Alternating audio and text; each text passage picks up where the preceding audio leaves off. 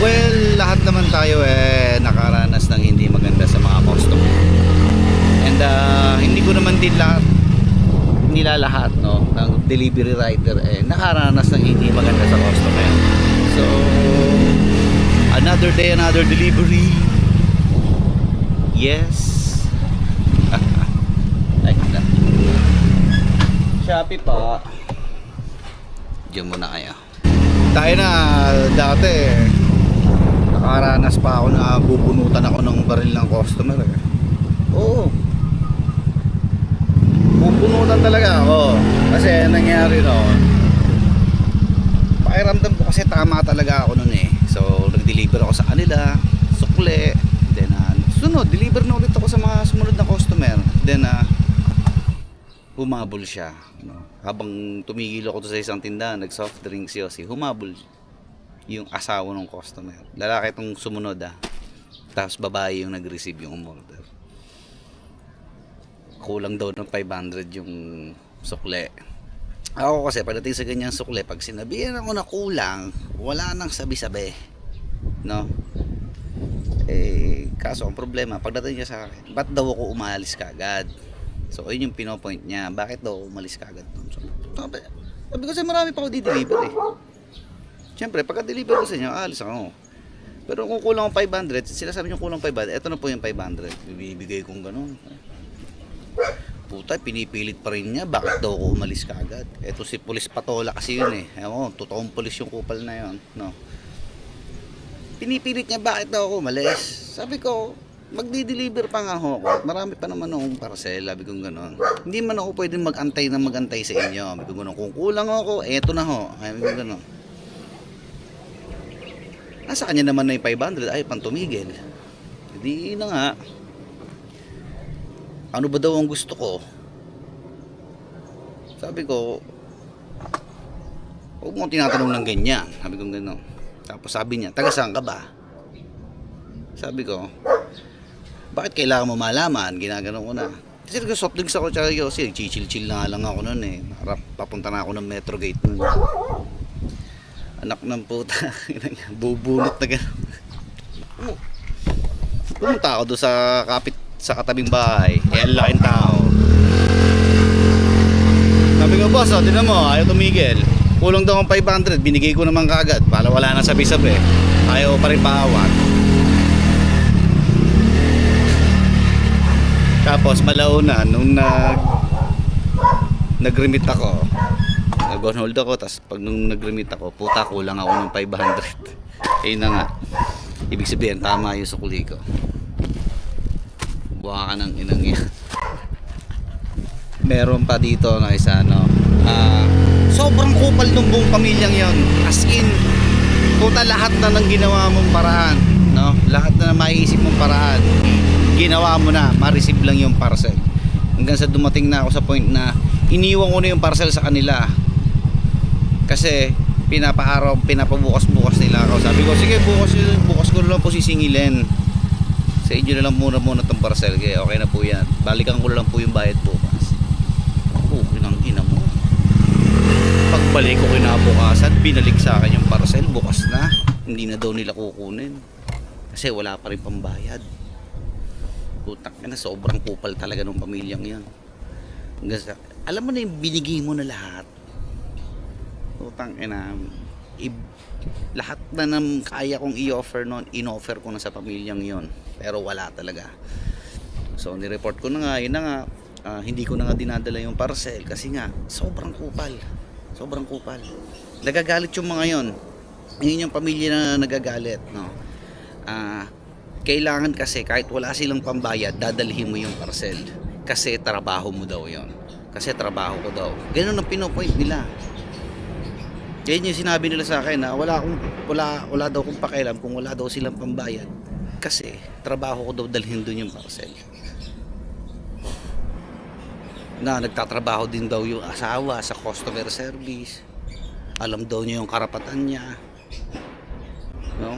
I-report daw niya ako. As in, isipin niyo na lang ilang SIM card ang inubos nila. Kasi palit sila ng palit ng account. Kasi nga binablock na sila ng binablock ni Di Shopee kasi nga, puta kaya wala namang kinukuha. Ang lakas umorder, walang kinukuha ang parcel. Tangina lahat cancel.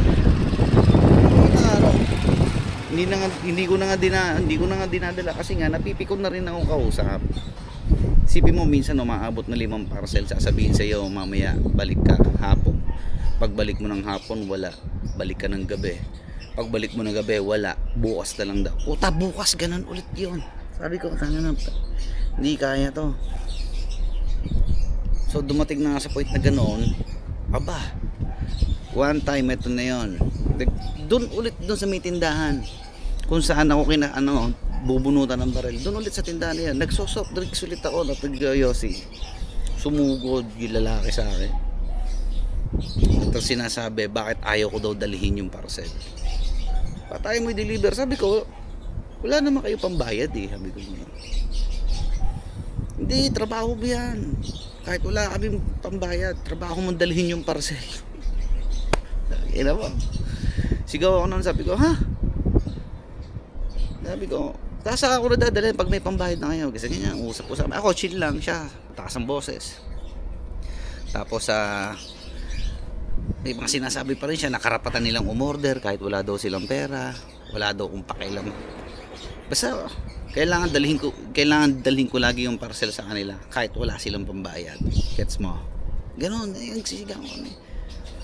Sisigaw-sigaw siya sa akin. Tapos bigla akong binanatan ng ano ba daw ang gusto ko. Sa isip-isip ko na nga lang, putang ina yan. Parcel nga na halagang wala pang 100. 62 pesos, hindi nyo nga mabayaran. Wala kayong pambayad. Puta, babantaan mo pa ako, diba? Like, come on. Alam mo yung pamilya nyo hanggang ngayon, ganun pa. Sobrang tigas ng mukha. Isa sa mga dalawang naalala kong hindi kong magandang karanasan sa customer. Meron pa dun eh. May isa pa eh. Yung sa may Metro Gate naman yun. Yun naman, talagang tudyo yun. Isang yun. Ang ina, ipapapasok yung parcel sa katulong. Pinaliwanag mo na ng bawal buksan. Puta, walang paki yun. Sasabihin na, sige, hindi namin bubuksan. Kakapain lang. Puta nga na, biglang bubuksan yun. Ayun, nagkaroon ako ng hanger yun eh. Sabi ko, anong kakapain nyo dito eh, kalata naman hong hanger to. Hindi, sige yan, babayaran naman. Putang ina yun, pagpasok ng parcel, kitang kita ko nandun sa gate, bukas yung pinto, kitang kita ko binuksan. Puta, tas biglang sumigaw yung umorder na mga matandang babae. Oh, may balik mo yun doon, iba kulay. Oh, ina mo, iba daw ang kulay. 200 plus. Sabi ko, bakit naman naging issue kulay? Sabi gano'n, lumabas yung matanda ko, ano pinagsasabi sa akin. Ang order ko blue, ba't pinadala itim? Ayun, andun yung hanger sa bahay.